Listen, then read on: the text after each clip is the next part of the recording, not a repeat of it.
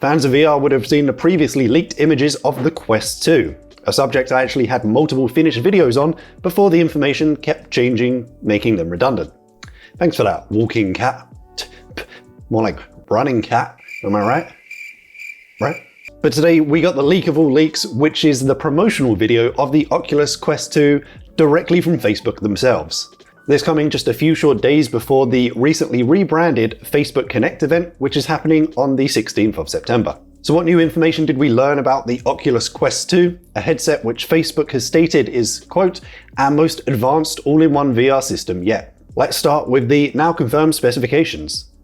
In terms of processor, the big news is confirmation that the Quest 2 will use Qualcomm's VR-oriented Snapdragon XR2 processor, which is a big improvement over the current Snapdragon 835 found in the original Quest. How big of an improvement? The XR2 has twice the CPU and GPU performance of the Snapdragon 835. The XR2 also supports Wi-Fi 6, which will improve wireless streaming performance for setups using apps like Virtual Desktop, which allows you to stream PC quality games to the Quest without any cables.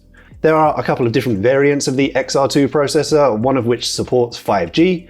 Personally, I don't think it's likely we'll get this variant in the Quest 2, a device which is solely intended for inside use, but I guess we'll find out later this week. In terms of memory, the Oculus Quest 2 gets a nice little bump, up to 6 gigs of RAM, up from 4 gigs, which will allow game developers to add more detail into their projects. In terms of storage, we know there's an up to 256 gig option, as stated in the leaked video, but we'll have to wait to see if there are still options for 64 gig and 128 gig. Now this is really where Oculus is becoming untouchable in terms of standalone headsets in this price point.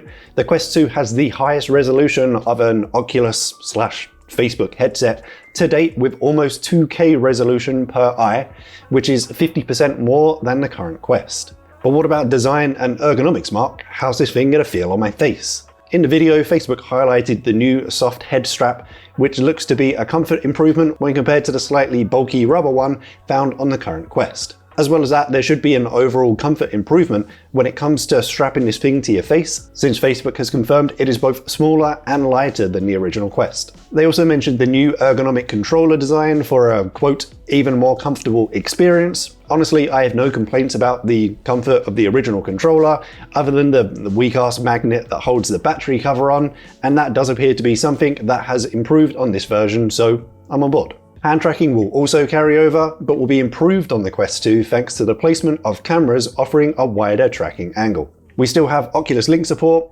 which is your wired option for PC VR gaming, something which is now even supported over USB 2.0. I also especially like the USB Type-C connector placement on this iteration, as it allows a cable to run down the side of the headset instead of straight down to the floor, where you'll probably just trip over it. Something I'm super interested to find out more about is the 3D audio capability, which is said to help you identify where objects are coming from while in game. The audio was one of the biggest complaints I had back when reviewing the original Quest, and I'm glad that this time around special attention has been paid to it. We'll just have to wait and see how good it is. So with that said, there are still some things we don't know, things we'll have to wait until Wednesday to find out. First up, this one wasn't confirmed, but it's suspected that as well as the improved resolution, the display will also be 90Hz instead of the 72Hz display in the current Quest, which does honestly sit on the lower end when compared with other headsets currently available in the market. Will all of your current Quest accessories still work? Obviously, there are things like external batteries, which should still be fine on the Quest 2, but we've already seen changes like just one 3.5mm port instead of two, making accessories like split headphones completely redundant. Also, if there's a change in lens size, then people like me with prescription lenses would have to reinvest. But if that does turn out to be the case, I highly recommend VR Wave, and even have a code in the description to get 5% off your prescription lenses. Battery life is another big one. With such a massive performance increase and an overall lighter headset, is it possible that we may actually see a decrease in internal battery life, leading to a bigger dependency on external batteries? And of course, we have the two big ones, price and release date. We've seen leaks recently from Walmart showing a 64GB Oculus Quest headset for $299 and a 256GB version for $399. Obviously, these are leaks, so we need to take them with a massive grain of salt. But in all honesty, if these prices are even close, it just shows real dedication to the future of VR from Facebook, because at these prices, with the spec that's been announced, and especially with the XR2 chip, Not only are they most likely not making a profit, but potentially making a loss with every headset sold. However, in the long run, could making high-powered VR gaming more accessible to the masses lead to Facebook earning more through the Oculus Store? Or, selling Facebook user information? And finally, we have the release date. This is an interesting one. Has production of the Quest 2 been impacted by Corona?